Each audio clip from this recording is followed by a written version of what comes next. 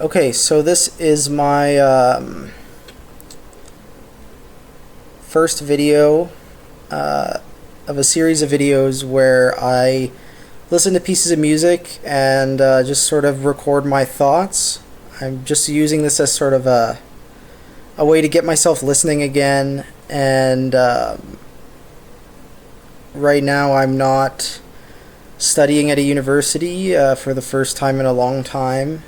So I don't have access to a music library, but I have amassed a bunch of scores, and I put together this spreadsheet here. The different colors just indicate the country of origin for the particular composer. And let me see.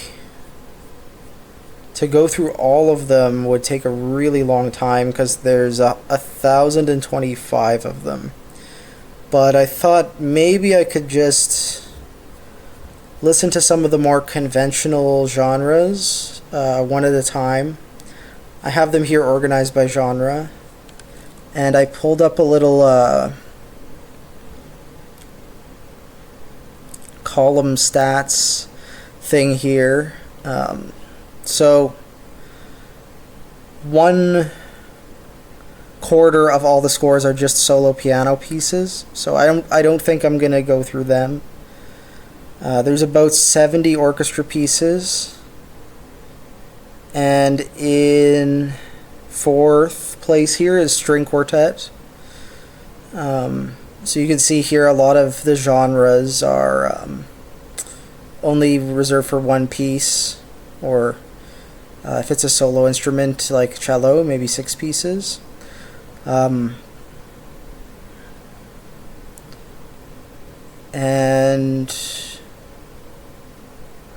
any sort of mixed ensemble that wasn't conventional, I just listed the instruments in orchestral order.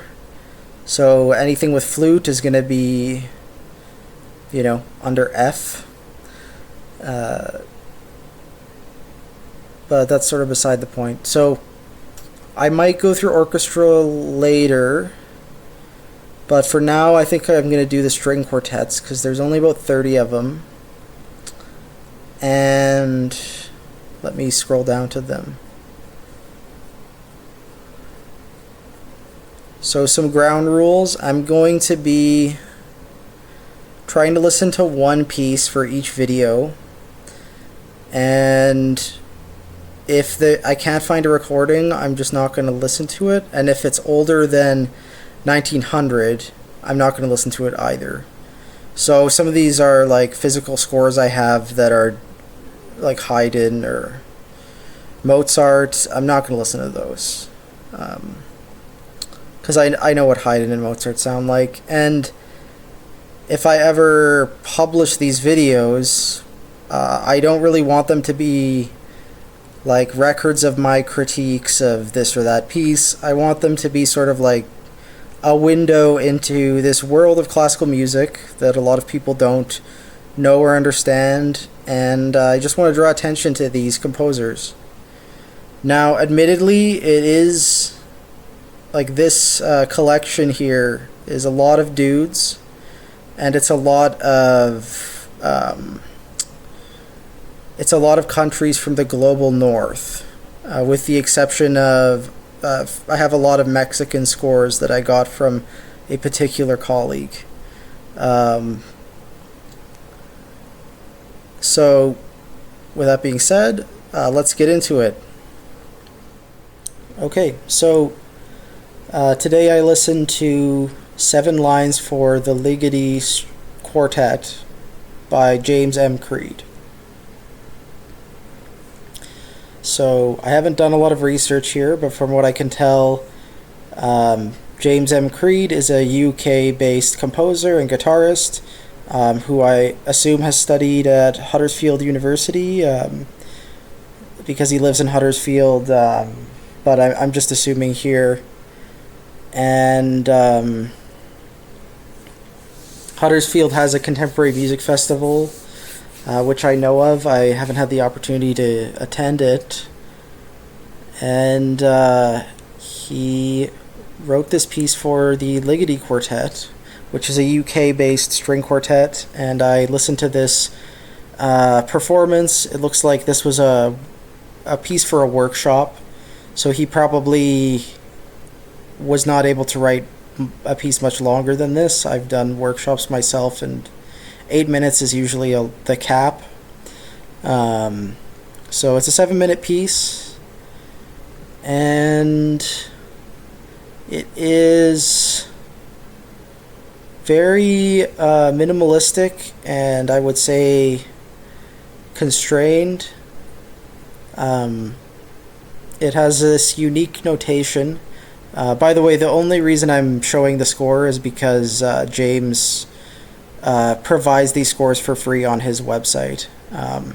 But maybe I'll just limit myself to like the first couple pages. So the piece is separated into these little phrases or lines, as you could imagine from the title, and they sort of have a repeating pattern of 2 chords, which is interrupted at the end. And as you go through the piece, like they grow and shrink in length, and they sort of progress from high to low. You end on in the lower register of the ensemble, and I think the most salient feature of the piece is sort of the playing technique that it calls for. So each one of these chords is just a single bow from the entire ensemble, and the longest bow they can play, and it's at a very quiet dynamic, probably because of this indication here.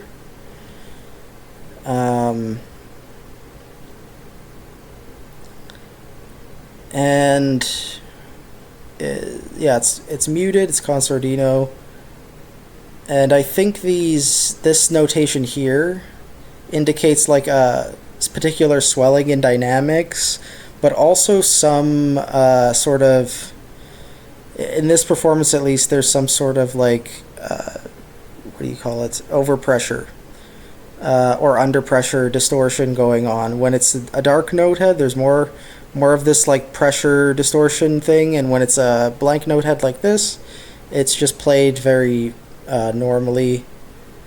And yeah, I kind of, it was nice to listen to this today because it's a very calming piece, and you can hear most everything that's going on without the score. It's not very demanding on the listener, and I like that about it. I also like how everything sort of follows its own specific rules. There's nothing super intuitive about it. It's all like carefully planned. Clearly James made like a small number of very important decisions, and it made the piece. And I like that about this type of thing. I'm not going to compare it to too much, but I would give it a listen if you have had a long day at work and you want to unwind. Listen to this piece by Creed. 7 lines for the Ligeti Quartet.